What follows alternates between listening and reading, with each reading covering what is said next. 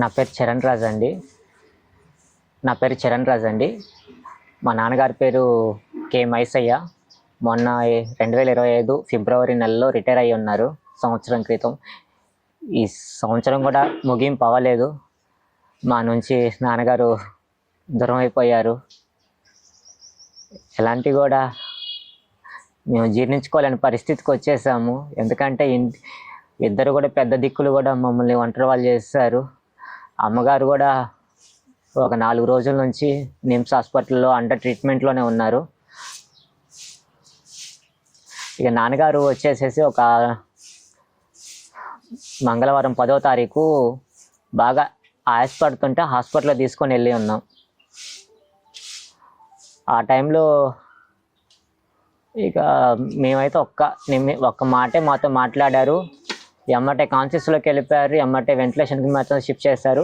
ఆ రోజు నుంచి ఈ రోజు వరకు కూడా నా తండ్రి మాట నేను ఈ రోజు వరకు వినలేదు. ఇక మా యొక్క బాధ ఎవరికి చెప్పుకోలేనిది కూడా కాదు. కానీ నాన్నగారితో పాటు చేసిన ఎంప్లాయీస్ అందరూ కూడా మా యందు దయలు తెలిసి మమ్మల్ని ఈ విధంగా నాన్నగారు నిన్న పొద్దున 5:15 నాన్నగారు ఇలా హార్ట్ ఆగిపోయిందని చెప్పి ఉన్నారు డాక్టర్స్. తీసుకొచ్చుకోవడానికి చాలా రిస్క్ పడి ఉన్నాం. కానీ ముందుగానే అంకుల్ వాళ్ళు తెలుసుకొని మా బాధను అర్థం చేసుకొని మమ్మల్ని వాళ్ళ యొక్క దగ్గరున్న వాటితో మా నాన్నగారిని మా ముందు తీసుకొచ్చి ఉంచి భూస్థాపిత కార్యక్రమాలు ఇవాళ మధ్యాహ్నం పూర్తి చేసుకొని ఉన్నాము. మా అమ్మగారు యొక్క పరిస్థితి కూడా వెంటిలేషన్ మీద ఉన్నారు. ఇదే ప్రాబ్లమ్స్, లంగ్స్ ఇన్ఫెక్షన్ అయ్యి కిడ్నీ యొక్క క్రియాటిన్ లెవెల్ పెరిగి హార్ట్ ప్రాబ్లము రేజ్ అయ్యి ఉన్నది. ఇక మా యొక్క పరిస్థితి వర్ణాన్నితో.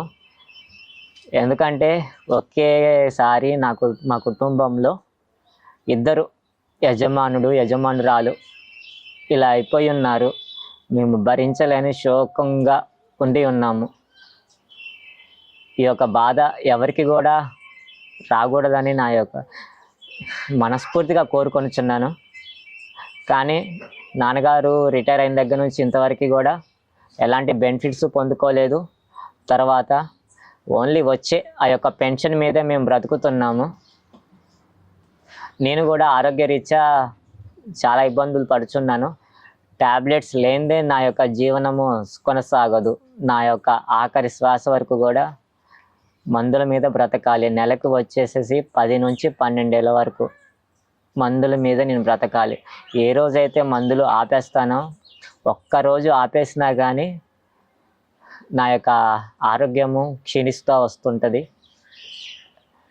అప్పో సొప్పో తీసుకొచ్చుకొని నేను కొంచెం ట్యాబ్లెట్స్ వాడుకుంటూ వస్తూ ఉంటున్నాను.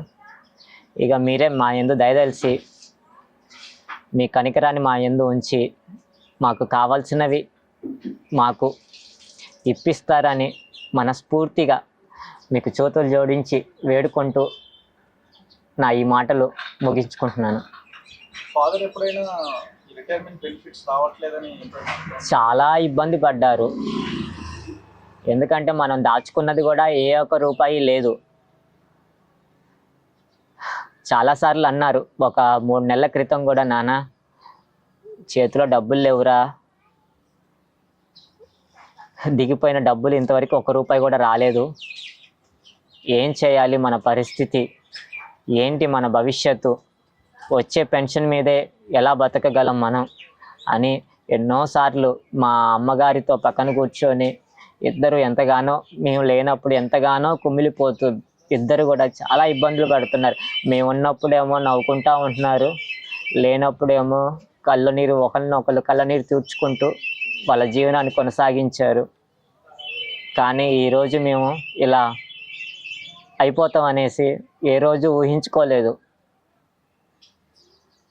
ట్రీట్మెంట్ నడుస్తుండేనా మీ ఫాదర్కి?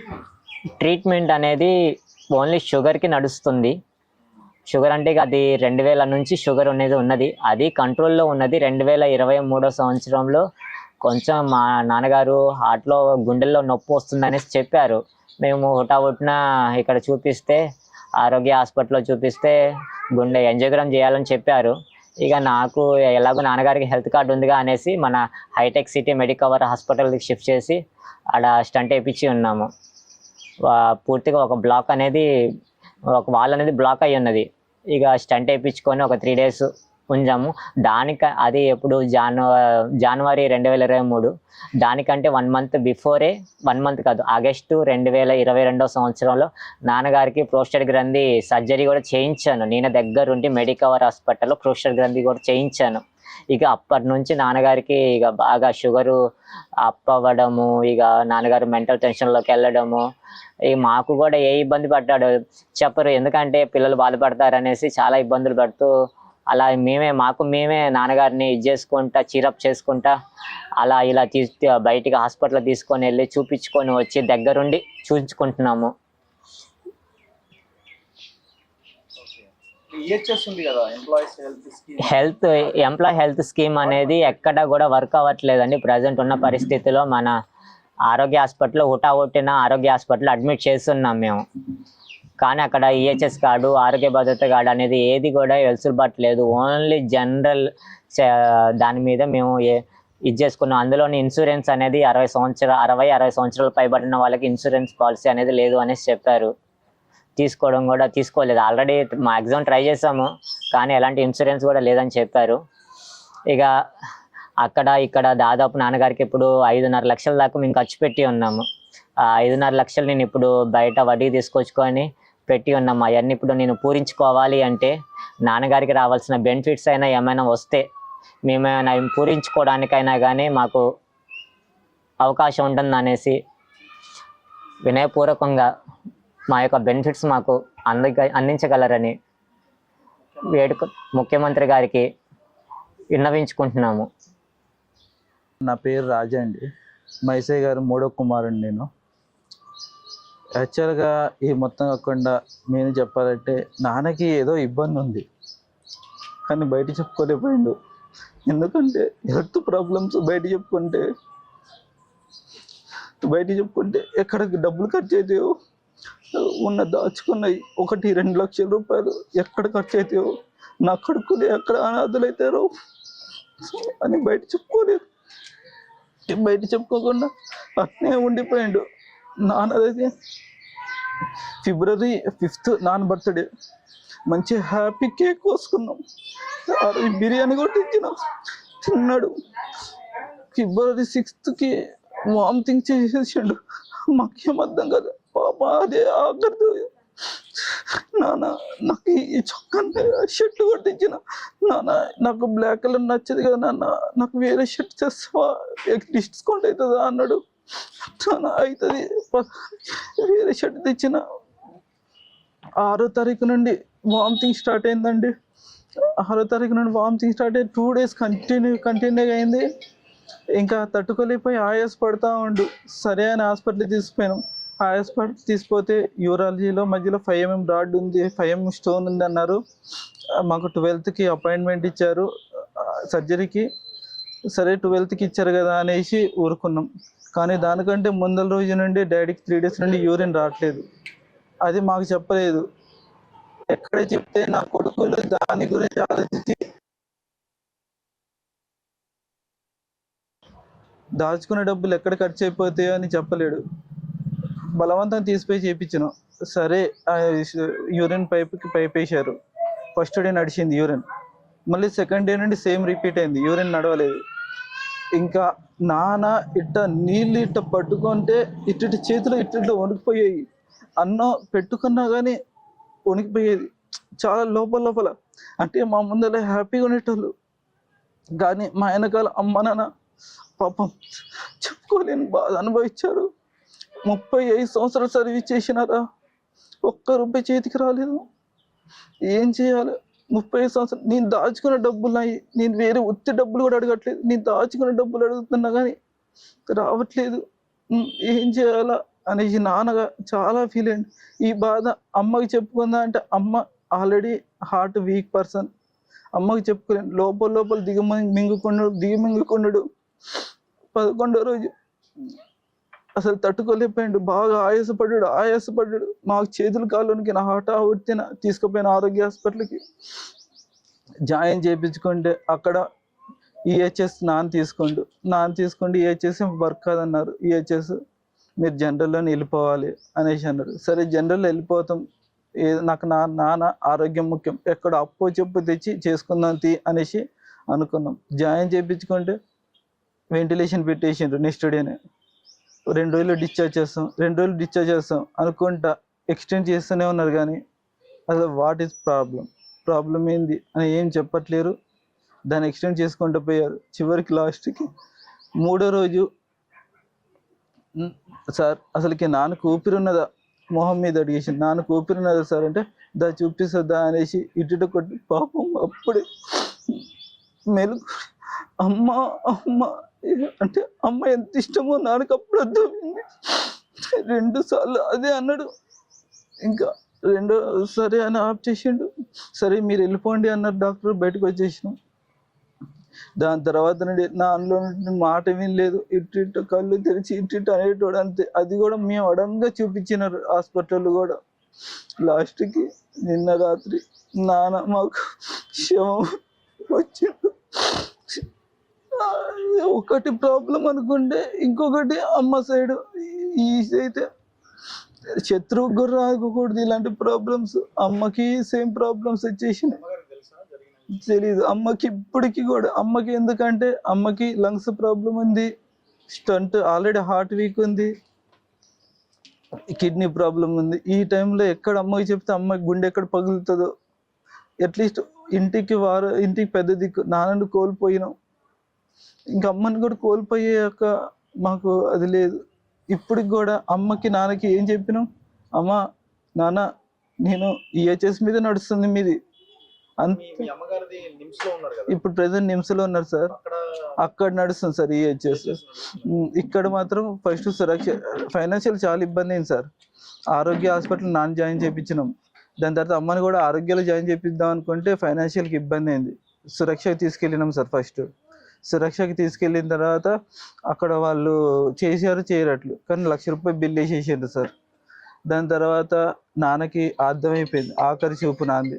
అట్లీస్ట్ అప్పో చేసిన అమ్మకి కడసారిగా చెప్తున్న చిన్నగా, అమ్మ నాన్న పరిస్థితి కొంచెం క్రిటికల్గా ఉందమ్మా, డాక్టర్స్ చెప్తున్నారు క్రిటికల్గా ఉంది నాన్న పరిస్థితి, దక్కదని చెప్తున్నారు. కానీ ఈ 2 రోజులైనా నువ్వు నాన్న పక్కన ఉంది కనరా అనేసి బయట తీసుకొని వచ్చి అమ్మ నాన్న బెడ్ పక్కన పడుకోబెట్టినాను సార్. ఇంకా మాకు అర్థమైపోయింది. ఇంత ఫేస్ చూపిస్తే చూడండి, ఇంత లావు ఉబ్బింది నాన్నది.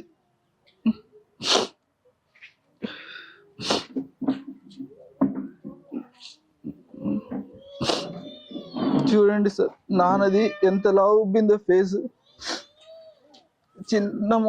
చిన్న మొహాన్ని ఇంతలా ఉబ్బు చేశారు. ఇంకా మాకు అర్థమైపోయింది నాంది. కానీ డాక్టర్లు అయితే ఏం చెప్పట్లేరు, బతకట్లేరు. ఇంకా అప్పు తెచ్చాను కానీ అట్లీస్ట్ అమ్మ పక్కన 2 రోజులు ఉంచుదా అనేసి అమ్మ పక్కన ఉంచేసాను. ఇంకా దాని తర్వాత కొంచెం మా బాబాయ్ని కనుక్కొని, బాబాయ్ నానైతే పోయిండు, అర్థమైపోయింది నాకైతే అమ్మ కావాలి, కొంచెం ఏదో ఒకటి హెల్ప్ చేసి నిమ్స్లో అపాయింట్మెంట్ దొరికియండి అనేసి దొరికించిన తర్వాత అమ్మ లాస్ట్లో, అమ్మ నువ్వు వచ్చేసరికి నాన్న ఏమైందో తెలియదు కానీ ఒకసారి చూసుకోమండి, బాబా అనుకుంటా అమ్మ అయితే పోయింది. ఇప్పుడు నార్మల్గా వెళ్ళింది అమ్మ, కానీ ఇప్పుడు అక్కడ పోయేసరికి అమ్మ పరిస్థితి కూడా వెంటిలేషన్ మీద ఉంది. ఇప్పుడు అమ్మ కూడా దక్కుతుందో తెలియదు. ఇది మొత్తానికి కారణం మాకు డబ్బు లేకపోవడమేనండి. 35 సంవత్సరాలు చేసిన నాన్న సర్వీసు, ఇప్పటికి ఒక్క రిమార్క్ లేదు. లాస్ట్ నాన్న ఫిబ్రవరి 28వ తారీఖు దిగిపోతున్నాను కానీ 27వ తారీఖు కూడా బట్టి సార్ దగ్గర ఎస్కాట్ ఆఫీసర్ పనిచేసి వచ్చిండండి నాన్నగారు. ఎస్కాట్ ఆఫీసర్ సార్ నాన్నగారు. సార్ 2025 సార్ లాస్ట్ డే వరకు కూడా నా బట్టి గారి దగ్గర ఉన్నారు. లాస్ట్ డే వరకు ఎంత పంచువాలిటీ పనిచేసిండో ఒక్కసారి. లాస్ట్ ఎన్ని ఇయర్స్ పనిచేశారు బట్టి దగ్గర? బట్టి గారు ఎప్పుడైతే డిప్యూటీ సీఎం అయ్యారో అప్పటి నుండి డాడీ బట్టి సార్ దగ్గరే పనిచేసింది సార్. నమస్కారం అండి, నా పేరు అశోక్. మా మామయ్య వచ్చేసి లాస్ట్ 35 ఇయర్స్ నుంచి కానిస్టేబుల్గా సర్వీస్ చేస్తూ లాస్ట్ ఇయర్ ఫిబ్రవరి 28వ తారీఖు ఏఎస్ఐగా రిటైర్ అయ్యారు. అప్పటి వరకు వివిధ ప్రదేశాల్లో ఖమ్మం జిల్లా తర్వాత కొత్తగూడెం వేరు ప్రదేశాల్లో ఎస్కార్ట్ డ్యూటీసు వివిధ రకాల డ్యూటీస్ చేస్తూ ఆయన మా కుటుంబాన్ని పెద్ద దిక్కుగా నడిపించుకుంటూ వచ్చారు. కొన్ని అనారోగ్య సమస్యలు ఉండటంతో చాలా డబ్బులు హాస్పిటల్ చుట్టూ ఖర్చు చేయాల్సి వచ్చింది. మా అక్కయ్య కూడా యాక్చువల్గా నేను మా మేనల్లుండి మా అక్కయ్య కూడా ఇంట్లో ఉంటూ వాళ్ళకి సేవలు చేసుకుంటూ ఉండేది. ఆయన ఎక్కడ డ్యూటీకి వెళ్ళి వచ్చినా సాయంత్రం వరకు ఇంటికి వస్తే ఆయన చూసుకుంటూ ఉండేది. పిల్లలు కూడా చిన్నప్పటి నుంచి 3 పిల్లలు చాలా కష్టపడుతూ ఆయన ఒక్కడే పని చేసుకుంటూ వీళ్ళ ముగ్గురిని బాగా చదివించుకుంటూ జీవితాన్ని ముందుకు నెట్టుకొచ్చారు. యాక్చువల్గా ఇప్పుడు ఏంటంటే సమస్య వెరీ ఎర్లీగా అంటే పోయిన సంవత్సరమే రిటైర్ అయ్యారు. 1 సంవత్సరం కూడా కాకముందునే మామయ్య గారు చనిపోవడం యాక్చువల్గా మా దురదృష్టకరం. మా పెద్ద దిక్కు యాక్చువల్గా మా కుటుంబానికి ఆయనతోనే ప్రతి ఏ డెసిషన్ తీసుకోవాలన్నా ఏం చేయాలన్నా మొత్తం ఆయన ద్వారానే నడుస్తూ ఉండేది. సో ఇప్పుడు ఈరోజు ఆయన లేకపోవడం మా ఇల్లంతా బోసిపోయినట్టుంది. ఏం చేయాలో ఏం అర్థం కావట్లేదు. ఆయన చనిపోవడం మా అక్కయ్య అనారోగ్యం పాలవడం, ఆమె కూడా ఇప్పుడు నిమ్స్లో లంగ్స్ ఇష్యూస్తో బాధపడుతూ ఉంది. వెంటిలేషన్ మీదే ఉంది. ఈరోజు కూడా ఆమె ఎప్పటివరకు రికవర్ అవుతారో అర్థం కాలేదు. ఇద్దరు అనారోగ్యమైనప్పుడు ఇక్కడ లోకల్ హాస్పిటల్లో తీసుకెళ్ళినప్పుడు మా దగ్గర సరైన అమౌంట్ లేక ఇద్దరిని ప్రైవేట్ హాస్పిటల్లో పెద్ద హాస్పిటల్లో చూపించలేక ఒకరు చిన్న హాస్పిటల్లో ఒకరు పెద్ద హాస్పిటల్లో జాయిన్ చేయడం జరిగింది. అప్పటికి మా అక్కయ్య ఆరోగ్యం బాగా డీరిటరేట్ అవుతుంది. తను కూడా దగ్గుతుందో లేదో ఉద్దేశంతో మళ్ళీ తను కూడా కొంచెం పెద్ద హాస్పిటల్ తీసుకురావడం జరిగింది. అక్కడ కూడా ప్రాబ్లం ఉందనేసి నిమ్స్కి కొంచెం ఫ్రీ ట్రీట్మెంట్ ఈహెచ్ఎస్లో అపాయింట్మెంట్ దొరకడం అక్కడ షిఫ్ట్ చేయడం జరిగింది. ఇప్పుడు మేము ఏంటంటే యాక్చువల్ కుటుంబ దిక్కు కోల్పోయాం. ఫైనాన్షియల్గా కూడా మా వాళ్ళు 3 పిల్లల్లో కూడా ఒకళ్ళే సెటిల్ అయ్యారు. ఒకడు కొంచెం అనారోగ్యంతో చాలా సంవత్సరాల నుంచి బాధపడుతున్నాడు. నెలకు 10-12 వేల నుంచి ఖర్చులు అవుతా ఉన్నాయి మెడిసిన్స్కి. పెద్ద అబ్బాయి కూడా పెద్దగా స్థిరపడలేదు. సో ఆర్థికంగా చాలా వెనకబడి ఉన్నాం. ఇప్పుడు అసలైన వ్యక్తి చనిపోవడం, ఆర్థికంగా వెనకబడి ఉండడం, ఇప్పుడు రాను ముందు సమస్యలు వస్తూ ఉంటాయి. కాబట్టి మావయ్యకి రావాల్సిన పెండింగ్ ఏవైతే సెటిల్మెంట్ ఉందో అదంతా సెటిల్మెంట్ కూడా చాలా ఎర్లీగా కొంచెం సెటిల్ చేస్తే మా కుటుంబాన్ని ముందుకు తీసుకెళ్దామని అనుకుంటున్నాం. చాలామంది ఉద్యోగులు రిటైర్ అయ్యి ఉన్నారు. చాలా వరకు ఎవరికి కూడా సెటిల్మెంట్ రావట్లేదని అందరూ బాధపడుతూ ఉన్నారు. వాళ్ళ జీవితాల్లో చాలా రోజులు క్వార్టర్స్లోనో ఎక్కడో రెంట్కోనో చిన్న ఇళ్ళల్లో జీవించుంటారు. ఏదో ఫైనల్ స్టేజ్కి వచ్చాక లోన్ పెట్టుకొని చిన్న ఇల్లు కట్టుకోవడం, తర్వాత పిల్లల చదువులు చేసిన అప్పులు, పెళ్ళిళ్ళకి చేసిన అప్పులు, ఇవన్నీ తీర్చుకోవడం కోసం వాళ్ళు సెటిల్మెంట్ మీద ఆధారపడి ఉంటారు. సో ఈ సెటిల్మెంట్స్ అనేవి కొంచెం త్వరగా రిలీజ్ చేస్తే వాళ్ళ అప్పులనేవి త్వరగా క్లియర్ చేసుకుంటారు. మానసికంగా కూడా కొంచెం ఆనందంగా ఉంటారు. రిమైనింగ్ ఏదైతే రిటైర్మెంట్ తర్వాత ఉన్న జీవితం కొంచెం హ్యాపీగా లీడ్ చేయడానికి అవకాశం ఉంటుందని మేము అనుకుంటున్నాం. సో ఇటువంటి సమస్యలు ప్రతి ఒక్క రిటైర్డ్ ఎంప్లాయీకి ఉంటాయి. కాబట్టి వాళ్ళ సమస్యలను అర్థం చేసుకొని గవర్నమెంట్ వారు త్వరగా వాళ్ళ ఫండ్స్ రిలీజ్ చేయాలని నేను కోరుకున్నాను. Thank you. అందరికీ నమస్కారం. నా పేరు రాధాకృష్ణ. నేను retired police officers association Khammam జిల్లా ప్రెసిడెంట్గా ఉన్నాను. అయితే మేము రిటైర్ కాక ముందు నుంచి కూడా ఇట్లాంటి సమస్యలు గవర్నమెంట్లో వచ్చినాయి. గత గవర్నమెంట్లో ఇప్పుడు గవర్నమెంట్లో కూడా ఏదైతే రిటైర్ అయినటువంటి డబ్బుల్ని ఇవ్వకుండా ఇబ్బంది పెట్టడం జరుగుతూ ఉంది.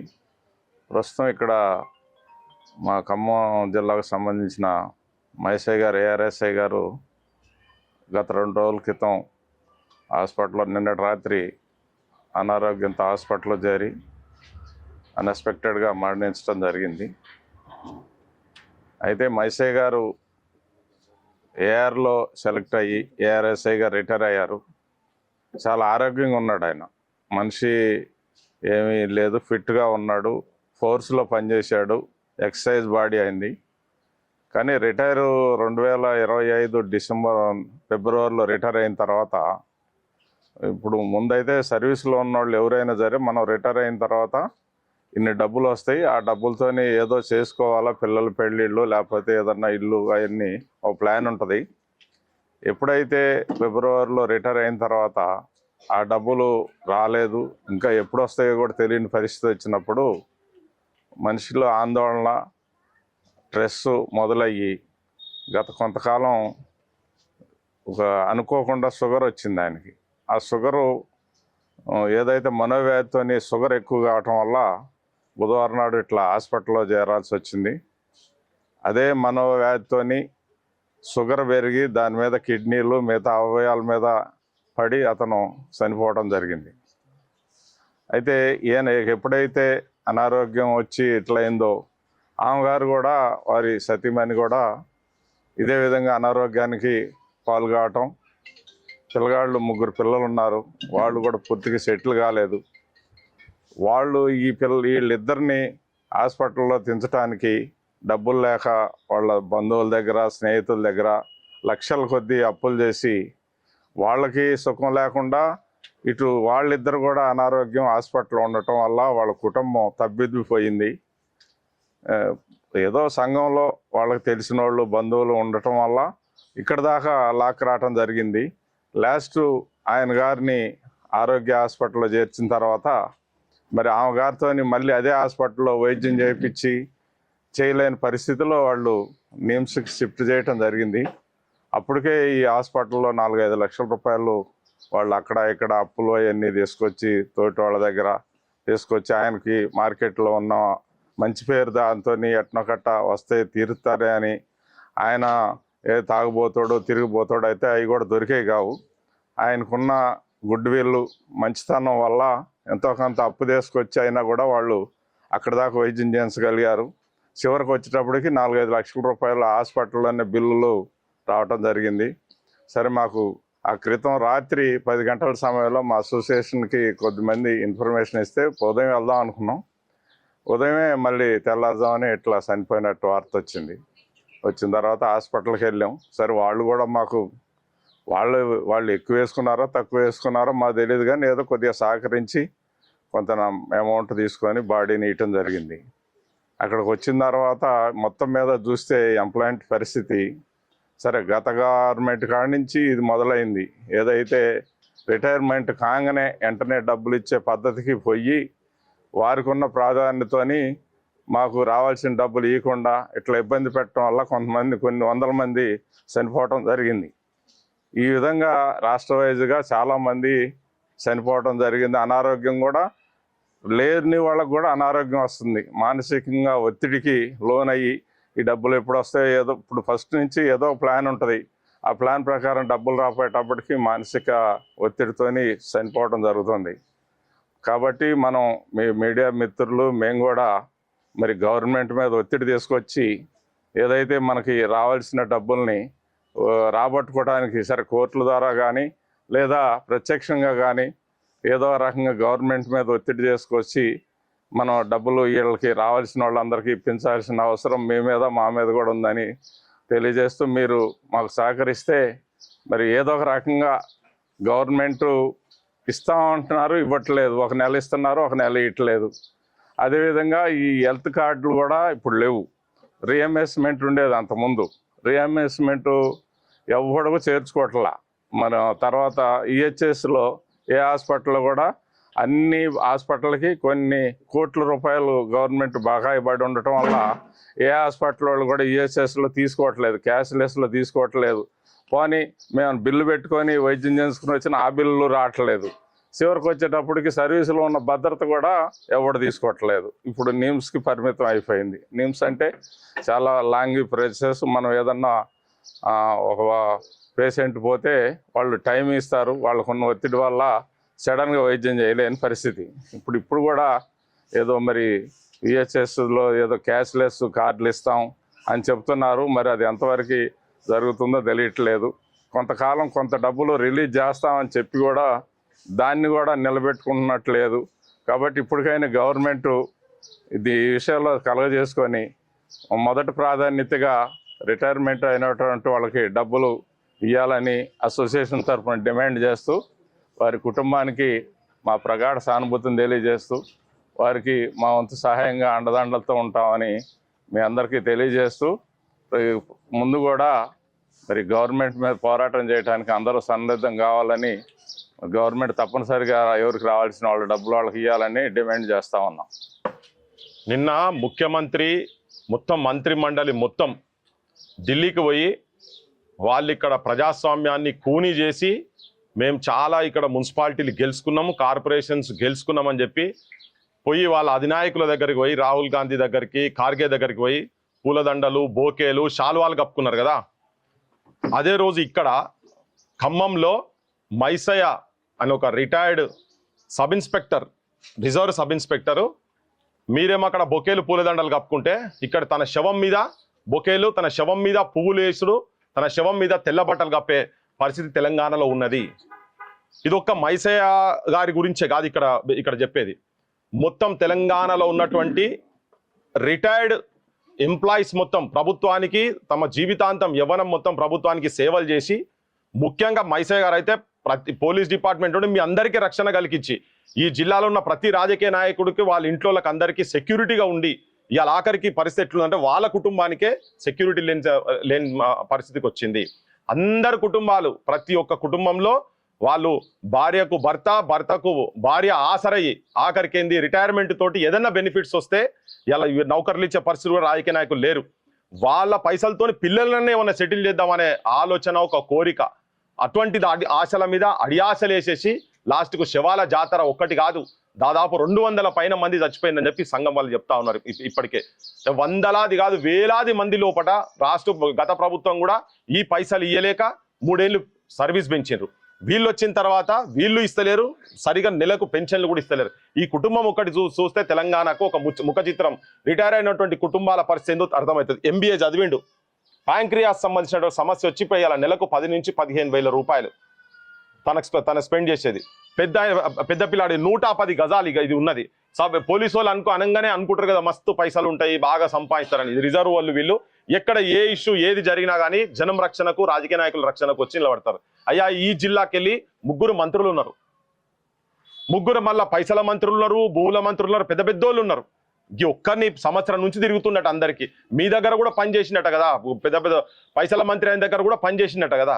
ఈ రిటైర్డ్ ఎంప్లాయీస్ కి సంబంధించినటువంటి తెలంగాణలో ఉన్నటువంటి వాళ్ళ జీవితం అయితే చాలా దయనీయంగా, ఘోరంగా, అన్యాయంగా ఉన్నది. అసలు ఇలా ముఖ్యమంత్రి చెప్తాడు కదా, రోడ్ల మీద ఎవడన్నా ఫైన్ ఇది నెంబర్ ప్లేట్లు కానీ ఏదన్నా ట్రిపుల్ రైడింగ్ కానీ హెల్మెట్ లేకుండా పోతే అకౌంట్లకే డైరెక్ట్ మేము కనెక్ట్ చేస్తాము, డైరెక్ట్ డిడక్ట్ కావాలని. అయ్యా మీరు ఇలా నెలల నుంచి, సంవత్సరాల నుంచి ఈ కుటుంబాలకు ప్రభుత్వం అప్పున్నది కదా, సర్వీస్ చేసిండ్రు, వీళ్ళేం తప్పు చేయలే, మీకు సేవ చేసిన వాళ్ళ పైసలు అవి. వాళ్ళు ఇవ్వకుంటుంటే ఇప్పుడు ఎవరికి ఒకటికి తీయాలి చెప్పాలి, ముఖ్యమంత్రి గారు చెప్పాలి. ఆపోజిషన్ పార్టీలు కూడా ఏం చేస్తారో అర్థమైతలేదు. బీజేపీ వాళ్ళు, టీఆర్ఎస్ వాళ్ళు ఈ అంశాలను ఎందుకు మాట్లాడతలేరు? ఎందుకు వీళ్ళ మీద మీకు కనికరం లేదు? వీళ్ళ మీద కనీసం సహానుభూతి లేదు మీకు? ఇట్లా ఎన్ని కుటుంబాలు అంటే సర్వీస్ చేసి ప్రతి ఇంట్లో ఉన్నటువంటి, ప్రతి రిటైర్ అయిన ప్రతి ఇంట్లో ఈ సమస్యలు ఉన్నాయి. నేను చెప్తున్నా ఏంటంటే మీరు వెంటనే కనీసం వీళ్లకు వైద్యం కూడా అందేలేని దుస్థితిలో ఉన్న తర్వాత ఏం ప్రభుత్వాలు, మీరేం ముఖ్యమంత్రులు, మీరు ఏం సంబరాలు చేసుకుంటారు, నెత్తిలో కొట్టుకుంటారు. మీరు తెలంగాణ అంతా శవాల జాతర అవుతుంటే ఉదికు నిరుద్యోగులకు నౌకరు లేక వాళ్ళు ఆత్మహత్యలు చేసుకుంటారు. పేదరికంలో వీళ్ళు చెప్తుండైతే కన్నీళ్ళు వస్తున్నాయి. మాకు ఏం ఇబ్బంది ఉన్నదని చెప్పలేని సిచ్యువేషన్స్ లో ఉండి కూడా పిల్లలకు చెప్తే ఏడ బాధపడతారు అని చెప్పని వాళ్ళు లోపల మానసికంగా కృషించి డిప్రెషన్స్లకు పోయి రోగాలు తెచ్చుకొని, చిన్న రోగం ఉంటే అది 1 పైసా ఉంటే ఎక్కడికో పోతున్నది, పోయి నాశనం అయిపోయి లాస్ట్కు శవాల కాడికి వస్తున్నది. నేను విజ్ఞప్తి చేస్తున్నా మొత్తం తెలంగాణ ప్రజలకు, ఎక్కడెక్కడైతే మన నిరుద్యోగుల కుటుంబాలకు, అందులో ఉన్నటువంటి వాళ్ళకు కూడా ఎవరెవరైతే వీళ్ళు రిటైర్ ఎంప్లాయీస్ ఉన్నారో వీళ్ళందరికీ అండదండగా తెలంగాణ సమాజం మొత్తం ఉండాల్సిన అవసరం ఉన్నది. నేను మీ సంఘాలకు కూడా చెప్పదలుచుకున్నాం, ఇది మేము కూడా టేకప్ చేస్తాం ఈ ఇష్యూను. మేము కలిసి మీడియా మిత్రులతో కలిసి మెయిన్ స్ట్రీమ్ ఛానల్ ఒక రోజు వేస్తే పోతాయి, ఎందుకంటే వాళ్ళు అడ్వర్టైజ్మెంట్లు ఇస్తారు పోతారు. ఇవి అట్లా కావు, ఈ ఛానల్ అట్లా కావు. మనం ఈ అంశం మీద కొట్లాడదాం. మీరు ఏం చేసినా అని ప్రభుత్వాల మీద ఒత్తిడి తీసుకురావాల్సిన అవసరం ఉన్నది, ఒత్తిడి తీసుకురావాలి. మీరు కొన్ని 100 కోట్లు 1000 కోట్లు ఇలా మీకు హైదరాబాద్లో విగ్రహాలు పెట్టేటందుకు మీరు మూసీ సుందరీకరణకు కోట్ల రూపాయలు చెప్పి లక్షల కోట్ల రూపాయలు పెడతా అంటారు, 1000 కోట్ల రూపాయలు పెడతా అంటారు కదా. వీళ్ళ ఇచ్చేయండి అయ్యా, వీళ్ళ పైసలు ఇచ్చేసేయండి. మీకు జల్సాలు చేసేందుకు, మీకు ప్రైవేటు విమానాలు ఎక్కడికంటే అక్కడ పోయేటందుకు మీకు దొరుకుతాయి. మీరు వేరే దేశాలకు పోయేటందుకు, మీరు విహారయాత్రలు చేసేందుకు, మీకు దొరుకుతాయి, మీకు మీ కుటుంబాలకు పైసలు ఉంటాయి, మీరు పర్సెంటేజ్లు తీసుకుంటారు, మీకు పైసలు ఉంటాయి. కానీ వీళ్ళు చేసినటువంటి వీళ్ళ పైసలు, ఈ కుటుంబాల పైసలు వీళ్ళకు ఉండకుండా చేస్తున్నటువంటి దుర్మార్గమైనటువంటి రాజకీయ వ్యవస్థలో తెలంగాణ ఉన్నది. ఇలా మేము మొత్తం ఈ ఎవరెవరైతే రిటైర్డ్ ఎంప్లాయీస్ ఉన్నారో, ప్రభుత్వ ఉద్యోగులు ఉన్నారో, వాళ్ళందరి తరఫున మా బొట్టలం, క్రాంతి దళగా మా బొట్టలం మేము కూడా అందరం ఉంటాం. సమాజం అంతా కూడా ఉండాల్సిన అవసరం ఉన్నది. అందుకనే ఈ హైదరాబాద్కి వెళ్ళి ఇంత దూరం వచ్చి తెలవంగానే ఇలా పొద్దుగాల చాలా వీళ్ళందరికీ అసోసియేషన్ కూడా చాలా ఏంటంటే తెలంగాణ దండం పెట్టాలి. ఏంటంటే వాళ్ళు పాపం హాస్పిటల్కి పోయి వాళ్ళ పతారతోటి మాట్లాడి చేసి వాళ్ళు ఇంత పైసలు వాళ్ళు కూడగొట్టుకున్న పైసలతోటి వాళ్ళు అక్కడ ఆడింది పైసలు కట్టేసేసి, అంటే ఇలా దహన సంస్కారాలు చేసేందుకు మేము అనుకున్నాం మామూలు ప్రజలకే లేవని. కానీ ఇటువంటి కుటుంబాలకు లేవేందంటే ఇగో ఇప్పుడు పెన్షన్లకు వెళ్ళి నెలకు 10-12 రూపాయలు ఇక్కడ కట్టాలంట, అనారోగ్యంతో ఉన్నాడు కాబట్టి. ఆ పెన్షన్ పైసలతోనే కదా, పెన్షన్ పైసలు ఆయన రాకుంటే పిల్లగాడు ఏం చేయాలి? ప్రభుత్వ హత్య, ఇది 100% ప్రభుత్వ హత్య. మైసయ్య గారిది ఇట్లా 200 మంది ఎవరైతే చనిపోయినరో వాళ్ళందరిది ప్రభుత్వ హత్యనే. వాళ్ళకి ఎందుకంటే వాళ్ళకి రిటైర్మెంట్ బెనిఫిట్స్ ఇయ్యలేదు, మీరు వైద్యం కూడా ప్రాపర్గా చేయించలేదు కాబట్టి.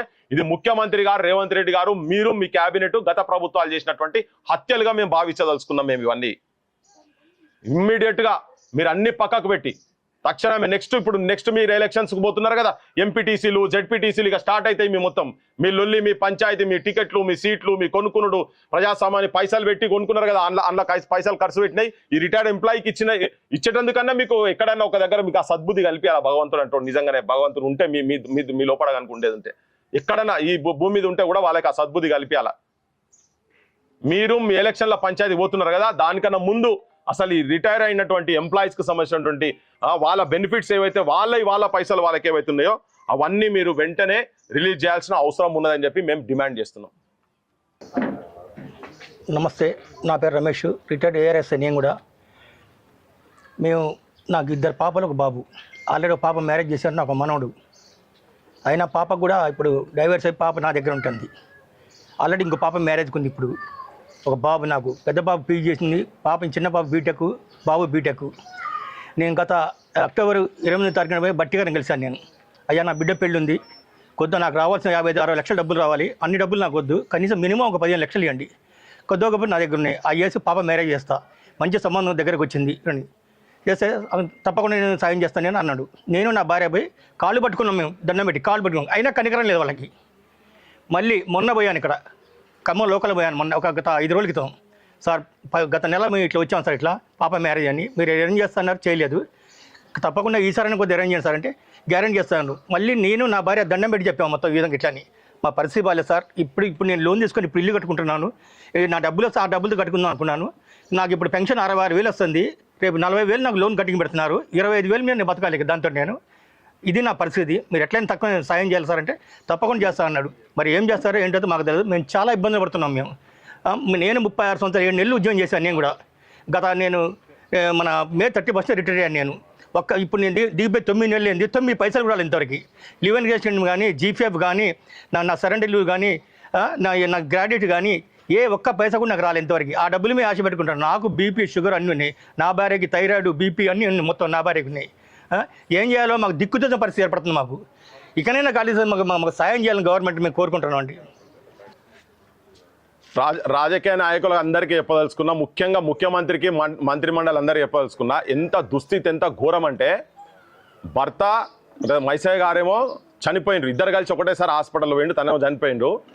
తన భార్య ఇప్పుడు హాస్పిటల్లో నిమ్స్లో ఉన్న ట్రీట్మెంట్ చేసుకుంటా, పిల్లలు 3 ఇట్లా ఇప్పుడు ఒక అతను హాస్పిటల్లో ఉన్నాడు అక్కడ.